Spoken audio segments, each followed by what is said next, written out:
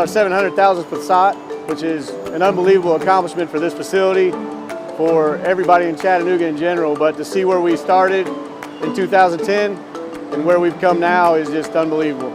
To be part of this 700,000 cars, for me it's very important. That means to be part of the team, to be with them working in the principal milestone is to build the future of Chattanooga.